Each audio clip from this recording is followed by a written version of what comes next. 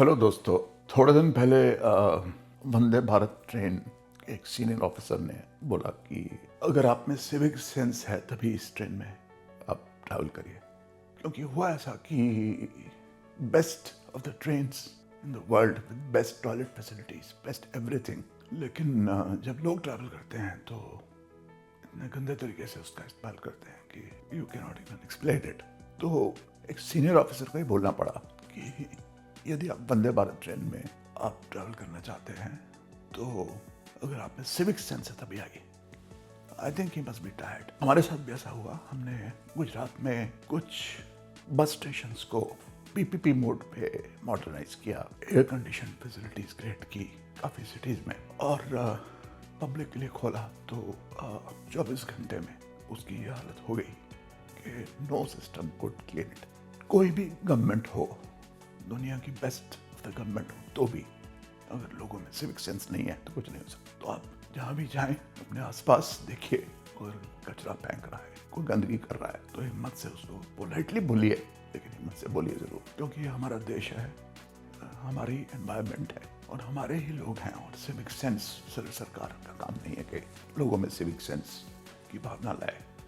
जितनी मर्जी पब्लिसिटी करे, जितना मर्जी लोगों को बोला जाए, लेकिन उसी वक्त जब कोई कचरा फेंक रहा है उसी वक्त मना किया जाए तो उसका असर होता है। मैंने भी ये किया। रिसेंटली एक हिल स्टेशन में मैं गया और मैंने देखा एक बहुत अच्छे पढ़ी लिखी लेडी आधी आइसक्रीम खा करके, आधी खाई हुई आइसक्रीम फेंक रही थी स्ट्रीट के ऊपर। तो मैंने मना किया, उन्होंने मेरी तरफ देखा, थोड़ा उनको गुस्सा लगा, लेकिन मैंने बोला कि दिस इज आवर कंट्री, इसको साफ रखिए, हमारी सबकी जवाबदारी है और रिस्पॉन्सिबिलिटी है। उन्होंने फिर वो नहीं फेंका और उसका रैपर जो नीचे गिरा हुआ था वो भी उठाया और ढूंढती हुई गई और उसको कचरेदार में फेंक दिया। उन्होंने ये जरूर बोला कि यहाँ पे कोई डस्टबिन नहीं है, कोई ट्रैश बॉक्स नहीं है जिसमें ये फेंका जाए।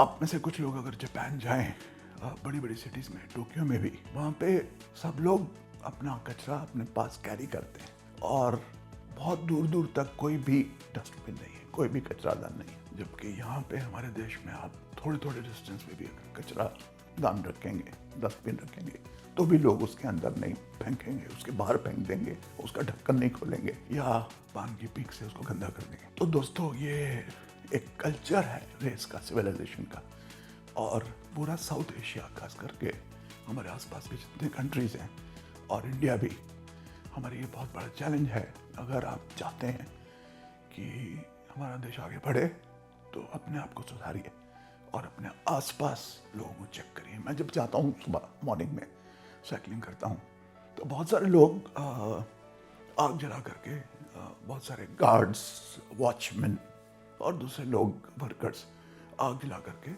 धुआं करते हैं और हाथ सेक रहे होते हैं। तो मैं उनको बोलता हूँ तो बोलते हैं कि we can not afford a heater. तो उनके जो मालिक लोग हैं, उनके जो एम्प्लॉयर्स हैं, उनको चाहिए कि उनको हीटर प्रोवाइड किया जाए और ये जो एनवायरनमेंट में पोल्यूशन होता है उसको रोकने में मदद की जाए। इसलिए अपने आसपास आप जहाँ भी देखिए, be an agent of cleanliness. सिर्फ ये सरकार का काम नहीं है, सरकार को कोसने से कुछ नहीं होगा। हम ही वो हिंदुस्तानी हैं जो बाहर जाकर के एकदम क्लीन हो जाते हैं। जापान में जाकर के, यूरोप में जाके बहुत अच्छे वेल ट्रैवल्ड लोग हैं, वहाँ पे सफाई रखते हैं क्योंकि सब कुछ साफ है।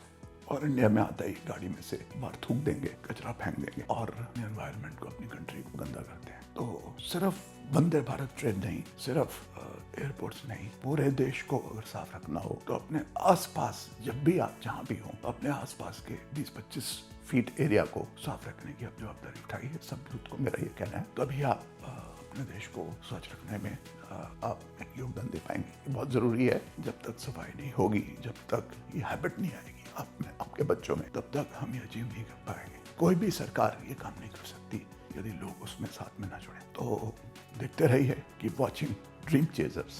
अगर आपको ये अच्छा लगा हो तो शेयर करिए ऐसे लोगों के साथ जो इसमें can make an impact. All the best, enjoy yourselves, be a good citizen.